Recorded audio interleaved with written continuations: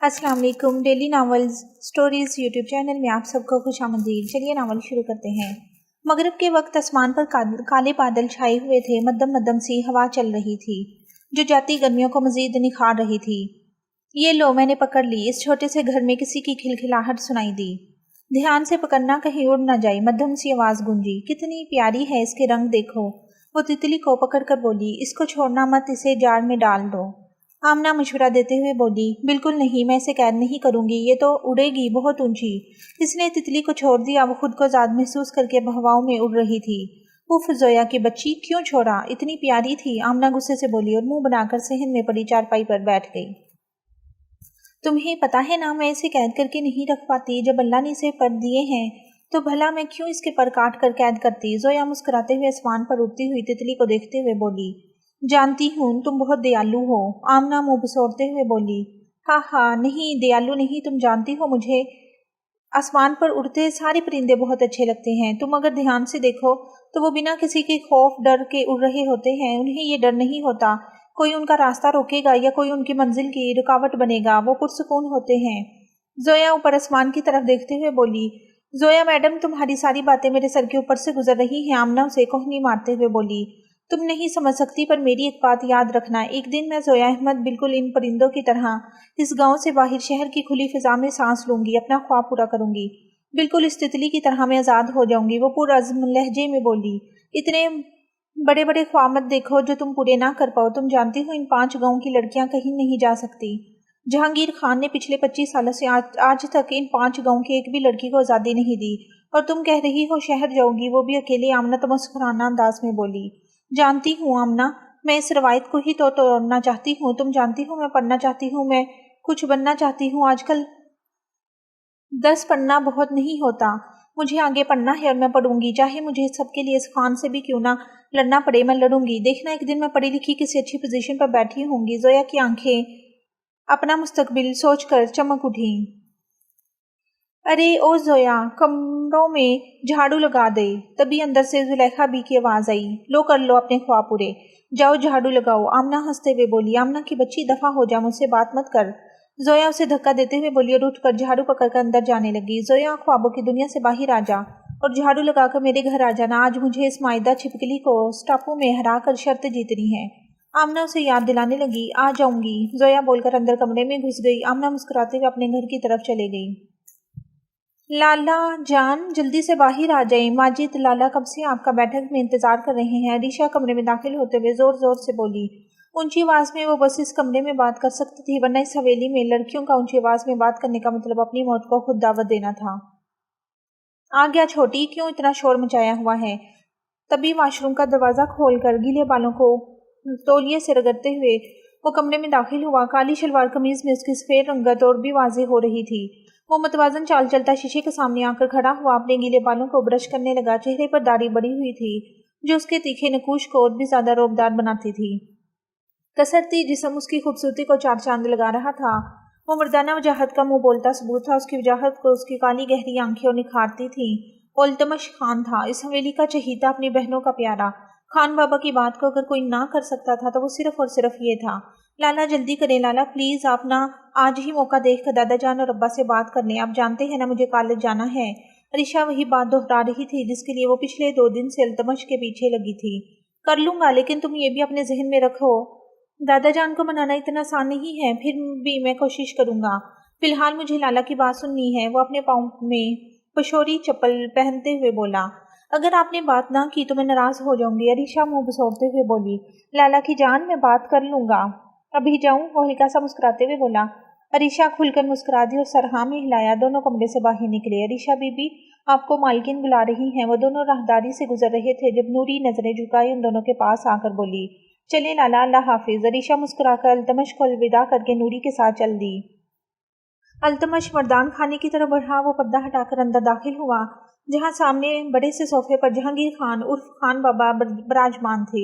एक हाथ में सुगार लिए वो सुलगा रहे थे। एक तरफ बड़े सोफे पर रफाकत साहब और खालिद साहब बैठे हुए थे तो दूसरी तरफ बड़े सोफे पर बड़ी शान के साथ माजिद विराजमान थे और जमीन पर 15-20 गाँव वाले लोग बैठे हुए थे। जहांगीर खान गाँव के सरपंच थे।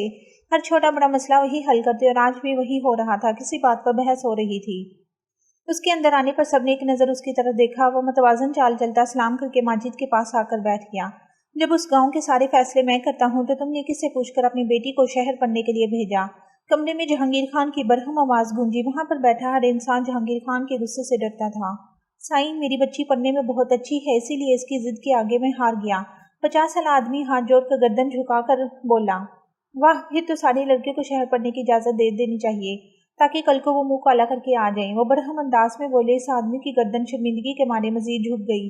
अल्तमश को उनकी बात सुनकर एकदम अरीशा की जिद याद आई। इस मसले का एक ही हल है, तुम अपनी बेटी को आज ही शहर से बुलवाओ और इसी हफ्ते उसकी शादी करो। अगर ऐसा ना हुआ तो तुम सारी जिंदगी अपनी बेटी की शादी नहीं कर पाओगे। तुम्हारी बेटी सारी उम्र को उड़ी रहेगी और तुम सब जानते हो जो भी मेरे फैसले के खिलाफ गया है वो पछताया ही है। ये पंचायत अब खत्म होती है। जहांगीर खान ने फैसला सुना दिया। सारे गांव वाले एक एक करके खड़े हुए जहांगीर के पास आकर उनका हाथ चूमकर बाही की तरफ जा रहे थे। लाला, आपने क्या बात करनी थी? अल्तमश माजिद की तरफ मुतवज्जो हुआ। हाँ, वो तुम आज डेरे की तरफ चक्कर लगा आओ। मुझे और चचा को शहर जाना है। अरसलान की यूनिवर्सिटी से फोन आया था, माजिद बता रहा था। चलिए मैं चलता हूँ। अल्तमश उठ खड़ा हुआ। रुको, तभी खान बाबा की आवाज गूंजी। ये अपने पास रखा करो, वैसे भी हमारे बहुत दुश्मन हैं। खान बाबा ने छोटी काले रंग की पिस्तौल अल्तमश की तरफ उछाली। क्या दादा जान, अभी तक इस दुनिया में कोई ऐसा इंसान पैदा नहीं हुआ जो अल्तमश खान को हाथ भी लगा सके, और मुझे अपनी हिफाजत करने के लिए इस पिस्तौल की जरूरत नहीं।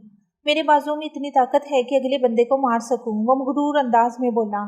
पुत्र, जब मुखालिफें पिस्तौल की गोलियों से वार करे तो ये जोश और ताकत किसी काम नहीं आती। तब यही जिसे तुम छोटी सी चीज बोल रहे हो यही तुम्हारा साथ देती है, तो इसे अपने पास रखो। खान बाबा चलते हुए उस तक आए और उसके कंधे को थपथपाते हुए बोले और मुस्कुराकर कमरे से बाहर निकल गए। चले चचा जान, देर हो रही है। माजिद खड़े होते हुए बोला। अल्तमश पिस्तौल को कमीज की जेब में डालकर बाही की तरफ चला गया। देख जोया, मेरी बात समझ, हमें वापस चले जाना चाहिए। इस छिपकली को सबक हम बाद में सिखाएंगे। आमना जोया का बाजू पकड़कर बोली। आमना, अगर तुम मेरे साथ चलना चाहती हो तो चलो, वरना दफा हो जाओ। जोया गुस्से से बोली और आगे की तरफ बढ़ गई। अच्छा मेरी माँ, चल। आमना अपनी चादर संभाल कर बोली और उसके पीछे चल दी। 10 मिनट के पैदल सफर के बाद वो दोनों मिलाकर मायदा के घर पहुंच गई। अस्सलाम वालेकुम चाची, वो दोनों घर में दाखिल होते हुए बोली। वालेकुम सलाम, तुम दोनों इतनी दोपहर में यहाँ? वो हैरानगी से बोली। चाची, हमें बस मायदा से बात करनी है। वो कहाँ है? जोया एक हाथ से अपनी चादर को संभालते हुए बोली। वो तो डेरे से पालक लेने गई है, चाची बोली। ठीक है। जोया सुनते ही पलट गई। आमना उसके पीछे भागी। जोया, तू पागल है? अगर हम लोग डेरे पर गए तो किसी ने देख लिया तो पता है क्या होगा? तू जानती है इस गांव में लड़कियों को बाहर निकलने की इजाजत नहीं, मरेगी। चल वापस चलते हैं। आमना उसका बाजू पकड़कर रोकते हुए बोली। आमना, मैं जाऊंगी, और रही बात किसी के देखने की तो मैं नकाब कर लेती हूँ। जोया चादर के कोने को चेहरे के गिर्द लपेटते हुए बोली। अब उसके चेहरे में सिर्फ आंखें ही नजर आ रही थी। जोया जानती थी अब वो जिद पर आ चुकी है और अब बहस करना बेफजूल है। वो खुद भी अपना मुंह ढकती उसके पीछे भागी। वो दोनों 15 मिनट में डेरे पर पहुंच गईं। मायदा, जोया ऊंची आवाज में बोली। पालक को टोकरी में डालती मायदा रुक गई और पलट कर जोया की तरफ देखा। क्या है, तुम दोनों यहाँ क्या कर रही हो? वो दोनों की तरफ पलट कर बोली। तूने सारे गांव में क्या मशहूर किया हुआ है कि मैं बच्चों को बहुत बुरा पढ़ाती हूँ, और जब मेरी अम्मी तुम लोगों के घर तुम्हारे दोनों भाइयों की फीस लेने आई तो पैसे देने से मना क्यों किया? जोया गुस्से से बोली। हाँ, बोला और बोलूंगी, और भूल जा कोई फीस नहीं मिलेगी। खुद को पढ़ना आता नहीं, बड़ी आई दूसरों को पढ़ाने वाली। मायदा तमस्कुराना अंदाज में बोली। खबरदार, जो आज के बाद तूने गांव में से किसी से भी मेरे मुतालिक बात की, और जहां तक रही पैसे की बात, वो तो मैं लेकर रहूंगी। जोया, छोड़ना 500 के पीछे क्यों लड़ रही है?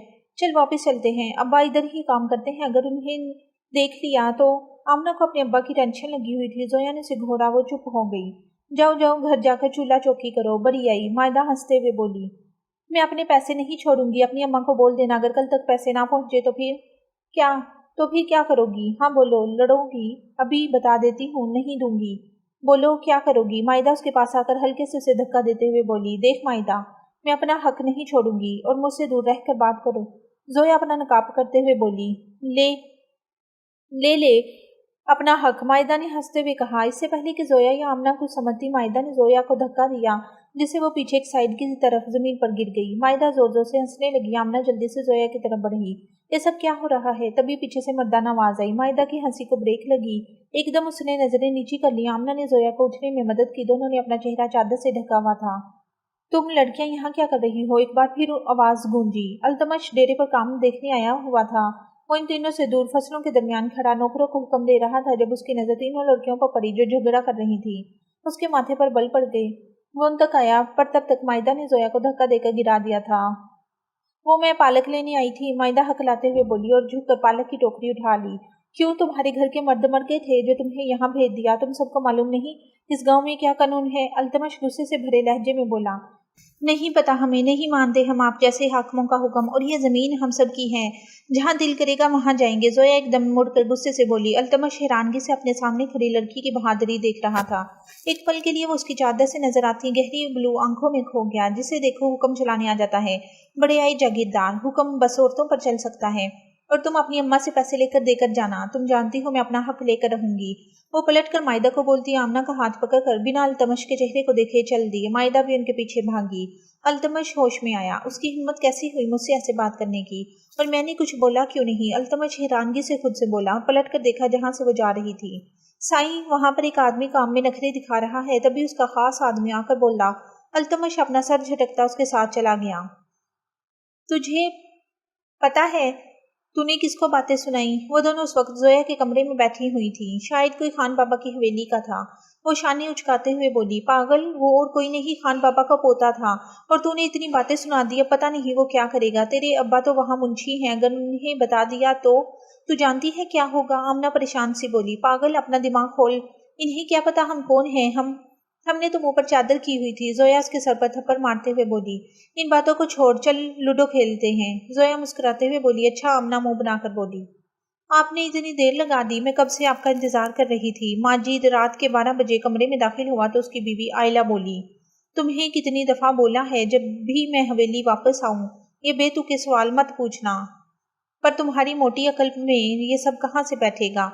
चलो ये जूते उतारो। वो बेड पर बैठकर हुक्म देते हुए बोला। आयला सर को झुकाकर उसकी तरफ आई और जमीन पर बैठकर उसके जूते उतारने लगी। मनहूस, हर काम में सुस्त है। चल जा खाना लेकर आ। चल जा खाना लेकर आ। माजिद ने उसे पांव से धक्का देते हुए बोला। जी। वो अपना दुपट्टा संभालती हुई खड़ी हुई और बाही की तरफ बढ़ गई। अम्मा ने भी न जाने किस मनहूस के साथ बांध दिया है। माजिद उसके जाते ही खुद से बोला।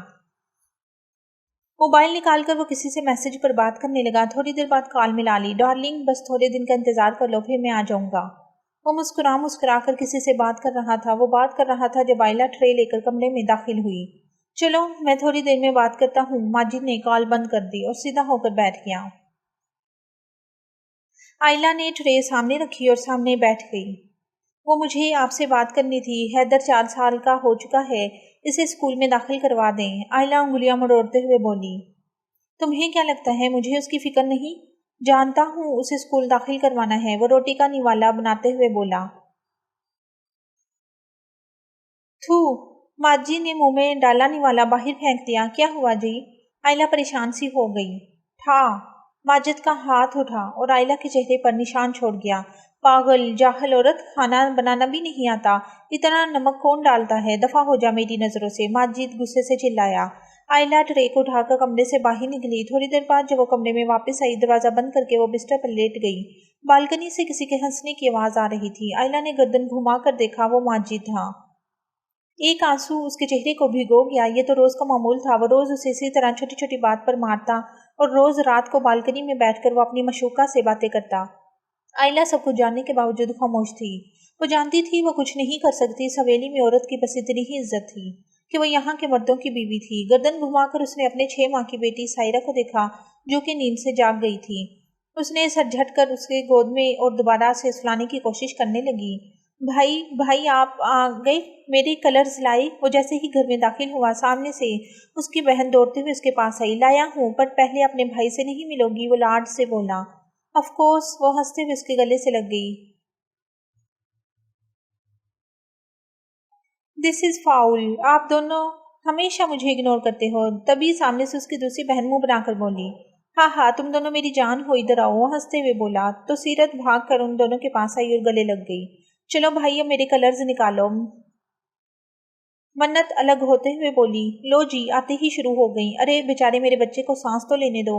किचन से निकलती हमीदा बेगम बोली। मामा सिराज मलिक आगे बढ़कर अपनी माँ के गले लगा। वो 1 महीने बाद इस्लामाबाद के बिजनेस ट्रिप से वापस आया था। मेरा बच्चा, पता मैंने कितना याद किया। हमीदा बेगम उसके माथे पर बोसा देते हुए बोली, जानता हूँ, चले आए, मैं आप सबके लिए जो गिफ्ट लाया हूँ वो दिखाता हूँ। सिराज मुस्कुराते हुए तीनों को लेकर लाउंज में रखे सोफे पर बैठा और एक एक करके चीजें दिखाने लगा। सीरत और मन्नत तो चीजें देखकर खुशी से पागल हो गई। सिराज उन दोनों के लिए बहुत सारी चीजें लाया था। मामा, ये बाबा नजर नहीं आ रहे, कहाँ हैं? सिराज इधर उधर नजर दोहरा कर बोला, तुम्हारे बाबा अभी तक ऑफिस में हैं, कह रहे थे आज देर हो जाएगी। हमीदा बेगम मुस्कुराते हुए बोली, चलिए मैं फ्रेश होकर आता हूँ, आप प्लीज अच्छा सा खाना बनाएं, मुझे बहुत भूख लगी हुई है। सिराज अपना कोट पकड़ते हुए खड़ा हुआ और अपने कमरे की जानिब बढ़ गया। हमीदा बेगम किचन की तरफ बढ़ गई। ये वाला फ्राक मेरा। मन्नत सीरत का फ्राक पकड़ कर भागते हुए बोली। नो मामा, सीरत ऊंची आवाज में बोली और मन्नत के पीछे भागी। रंग बिरंगे सपनों जैसी आंखें तेरी, शाम की पहली किरणों जैसी आंखें तेरी, सुबह की भीगी खुशबू रंगत चेहरा तेरा, दिवाली की रातों जैसी आंखें तेरी, महकाती हैं जुगनू बनकर मंजर सारा, मेरे दिल के सजदों जैसी आंखें तेरी, हुस्न तबस्सुम तेरी नजरों की हर धड़कन।